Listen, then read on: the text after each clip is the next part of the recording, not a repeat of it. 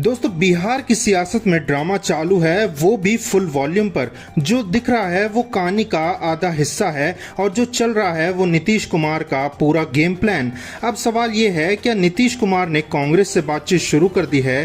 क्या ये pressure politics है, बीजेपी पर दबाव बनाने का तरीका, या फिर ये उनका प्लान बी है, चुनाव के बाद वाली सरकार के लिए एक बैकअप अलायंस? अब देखिए, 2020 में बीजेपी ने चिराग पासवान को आगे करके नीतीश कुमार को नुकसान पहुंचाया था। तब चिराग बोले थे, हम तो मोदी के हनुमान हैं लेकिन नीतीश को नहीं छोड़ेंगे। अब वही चिराग नीतीश के निशाने पर हैं। 4 सीटें, एक माह, गायघाट, राजगीर, सोनबरसा, ये सीटें बीजेपी ने चिराग को बिना पूछे दे दी थी और नीतीश ने बिना पूछे सिंबल भी बांट दिए। मतलब अब बात बराबरी की, यानी 2020 वाला खेल उल्टा चालू हो गया है। सबसे दिलचस्प कहानी गायघाट सीट की है। यहां एलजेपी सांसद वीणा देवी की बेटी कोमल सिंह को जेडीयू ने टिकट दिया है। मतलब जो चिराग अपने सिंबल से लड़वाना चाहते थे वो अब नीतीश के सिंबल से मैदान में हैं।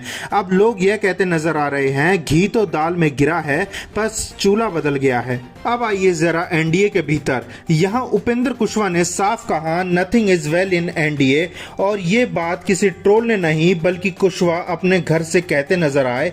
क्यों नाराज हैं वो? क्योंकि महुआ सीट जो वो चाहते थे वो बीजेपी ने चिराग पासवान को दे दी। अब खबर यह है कि सीट वापस कुशवाहा के पाले में आ सकती है। और भाई, अगर कुशवाहा को एक सीट बढ़ी तो जीतन राम मांझी क्यों पीछे रहे?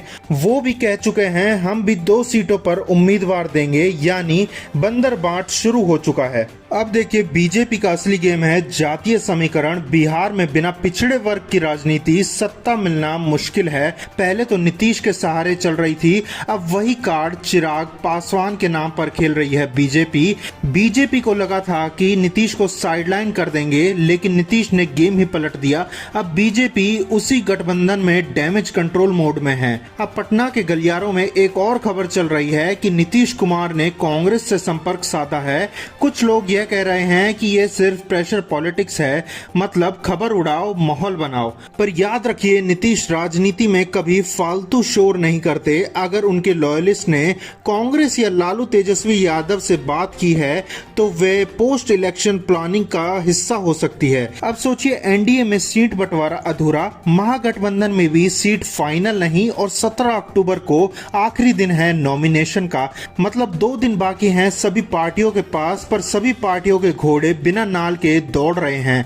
इस माहौल में एक बात तो तय है, बिहार की राजनीति में जो दिखता है वो होता नहीं और जो होता है वो दिखता नहीं। अब सवाल ये है, क्या नीतीश कुमार वाकई में प्लान बी पर हैं या फिर वे सिर्फ बीजेपी से बेहतर सौदेबाजी की चाल चल रहे हैं?